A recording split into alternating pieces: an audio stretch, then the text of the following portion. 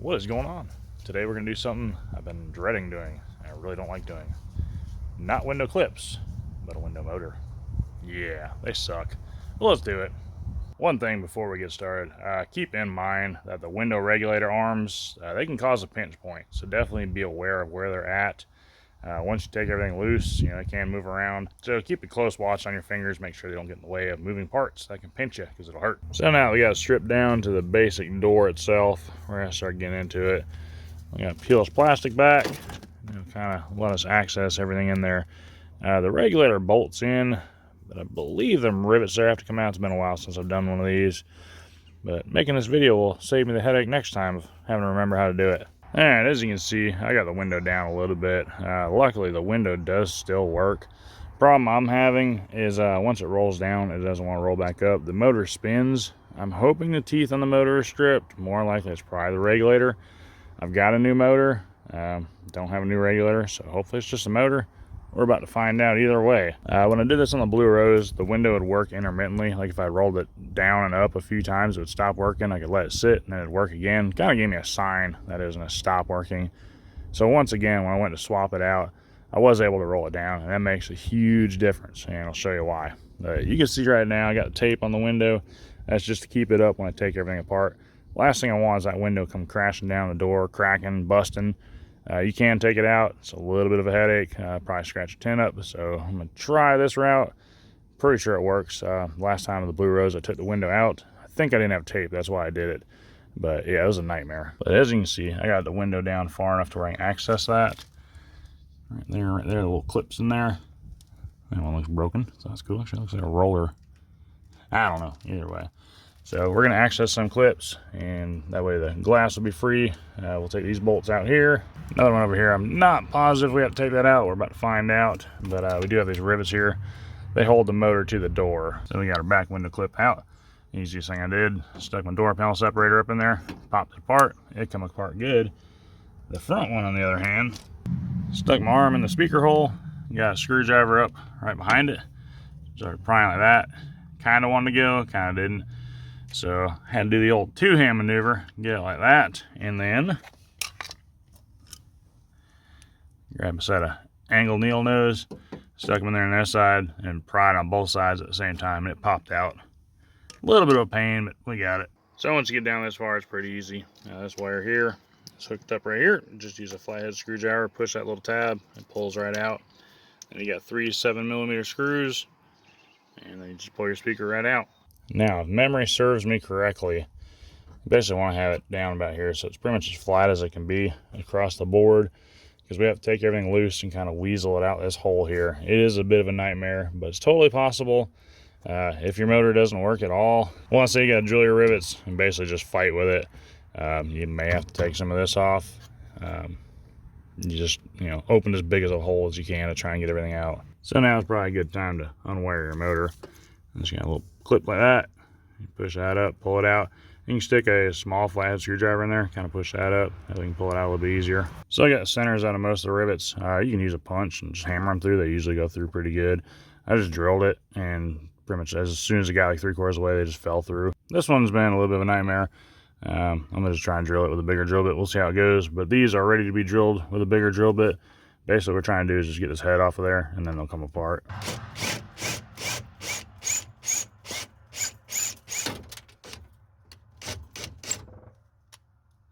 Pretty much you're going to drill through the head of that rivet until it looks like that. It'll come in 2 pieces, and you just pull it right out. Alright, so we got all of our rivets out. The regulator is sitting at the bottom of the door just because that's where it's sitting. I'm going to go ahead and weasel it out of here, kind of show you somewhat how to get it out. I'm sure my arm will block most of the view, but I'm going to do my best to show you guys.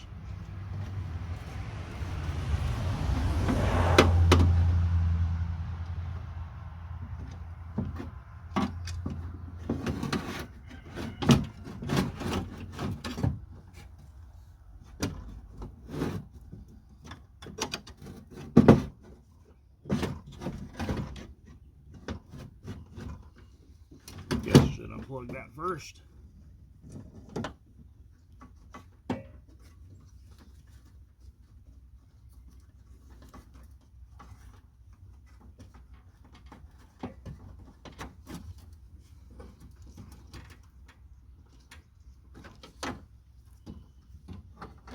go ahead and unplug your door actuator, your door lock actuator. That'll make life easier.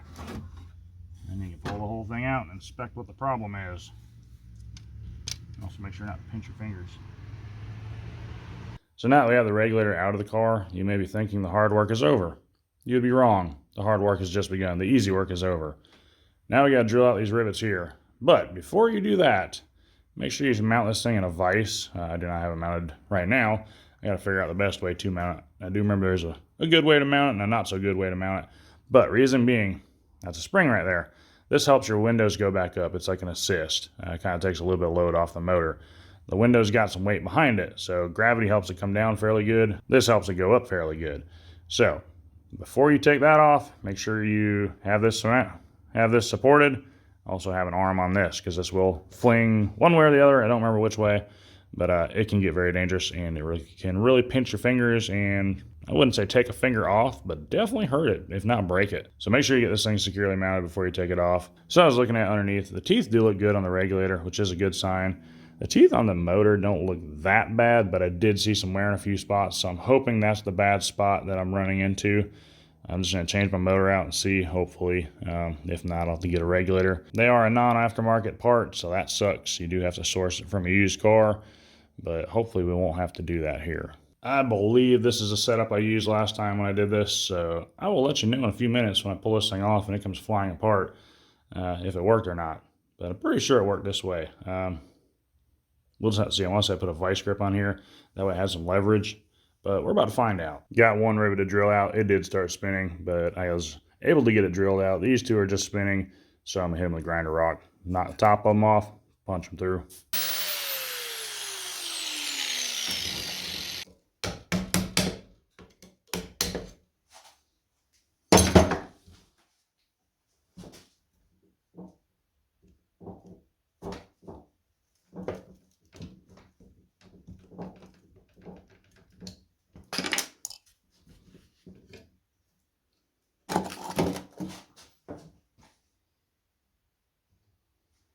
All right, as you've seen there, this is the pressure of the spring that I was talking about. Unfortunately, you have to get the motor out of the way to be able to get that last rivet out. So, yeah, the way I got it set up, that was the correct way. That's how I've done it before. It does work good. The only thing I got to add, when you go to put this together, slide this bolt in there first, kind of put it over the regulator gear, then get everything lined up, drop your motor on it, start putting it together. It's a little fun to do. And if you got compressed air, now's a good time to blow all that off, get all the metal shavings out of there, because you don't want that stuck to that greasy surface just like you see there. So I'm going to blow this off, and then we'll get ready to put our motor back in. All right, so we're going to start putting our motor in. They give you some longer bolts and some shorter bolts. You want to use the longer bolts on this, because if not, it won't fit through the body of the motor. But as I said before, we want to go ahead and start this first screw, slide it over here, get it to where our gear is going to mate up with our gear on our motor. Slide that over it. Make sure everything mates up like it's supposed to.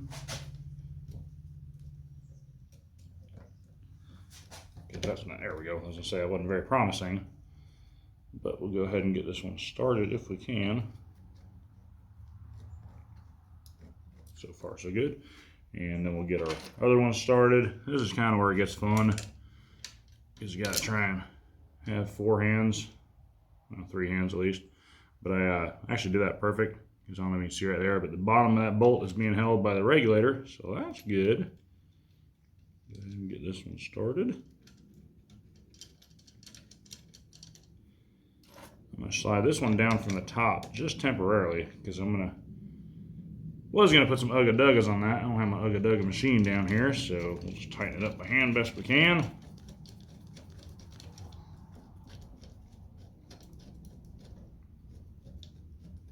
And it will hold itself. So I'm going to get my Ugga Dugga machine. Actually, I'm just grab it from the toolbox, use my air impact, which is totally overkill for this, probably break the bolts. But I'm just going to snug those up a little bit, pull this bolt out, and put that in there. And I just realized you guys can't see anything I'm talking about. So we got those two just started by hand. As I try and tighten them, they spin. So I'm going to get my impact, tighten those. Got this in here loosely. I put this in there because if I tighten these two down, that won't line up. It always works out that way. So I'm going to tighten those, take this out, flip it around, put it in the bottom as it's supposed to, put a nut on there, tighten it up, and we'll be ready to put it back in the car. One final thing, you could probably tell there's a difference. This one's got foam, that one doesn't. I'm gonna try and take that off, maybe with a scraper or something like that. Try and put it over here, because what that does is keep that from rattling inside the door panel.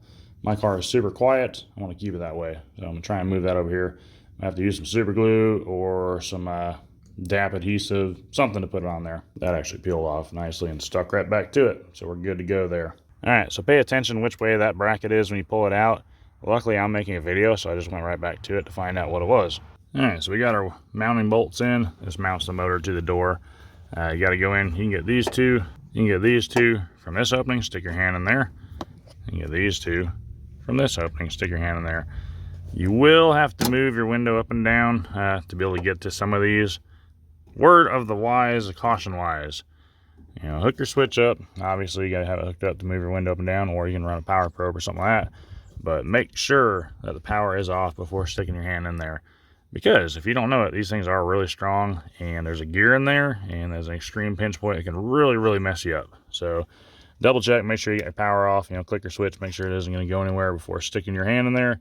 The last thing you want to do, accidentally hit that switch, get your arm caught in there. That's going to be a bad day. All right, to get that top clip in, I basically got it set right there, where it pretty much sit there on its own, and I just put a pair of pliers in there.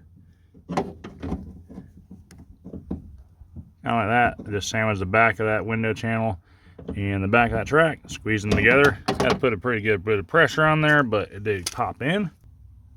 I put this one in first. Once I got the window down, kind of just let it down by hand. I moved my regulator down and dropped my window down by hand. I used a C-clamp to squish it in. I just squished it around there, tightened it down, popped it right in the little clip. So once you get everything bolted in, tightened down, obviously you kind of want to test it out, make sure nothing's going to get in a bind. Did put all the bolts back in their existing location. You can tell where the paint was rubbed, so it should be good, but still just kind of go proceed with caution, I guess is the best way of putting it. Make sure nothing gets in a bind. You can tap the switch down, it'll go down. Everything seems to be going smooth. All the way down. It works. It doesn't impress me very much. It kind of seems like a crappy motor. Probably be back in here in a few months. I hope not. I'm going to spray the window channels down with WD-40, kind of help the glass slide a little bit better. As far as lubricant for the track, I don't really have a recommendation. Maybe WD-40. I tried grease in the Blue Rose. That was a terrible idea because when it got cold, that grease got really thick and the window didn't want to go up when it was cold. Summertime, it was fine, but wintertime, not so much. So I'm going to spray some WD-40 in the tracks. I may spray a little bit. It does have some kind of grease in it right now. Not sure what it is. It does seem to do all right in cold weather, but I'm pretty much going to leave what's there. So we'll see how that goes. We'll see how this motor lasts. It was just from the parts store. It was an AC Delco. They did have an AC Delco. It was like $200. Didn't really see it being worth $200. Maybe it was. I don't know. I've used a few different aftermarket ones, and I've had pretty good luck. This one I'm kind of concerned about, but we'll see how it goes. Once I get the door panel on there, may sound a little bit better. It does have a sluggish spot towards the top, which I'm not really a fan of. But once again, we'll see how it goes. For my drill bits drilling through the rivets, I did a pilot hole at 1/8 inch. That was pretty much the same diameter as the little part that knocks out of the center. For the rivet itself, I used a 7/64, and it was like the perfect size that the inside of the door is. So I wasn't taking out any material of the door. Plus, I got the rivet out of there, so it's a win-win. So all that's left is putting the door panel back on. It is literally just the reverse of taking it off. Just make sure you put everything back where it's supposed to go. Easiest thing I can say. Pretty easy project. It's a little bit time consuming. It is kind of frustrating sometimes, but it really isn't that bad. Hopefully this video helps you out. If it does, hit the like button, hit the subscribe button. I do tons of work on Fleetwoods, whether I want to or not. So hopefully it helped you out once again. Thanks for watching, and we'll see you on the next one. Remember, you won't know what you can do until you try it. Window regulators. We're professional at them now, unfortunately. Appreciate you watching. See ya.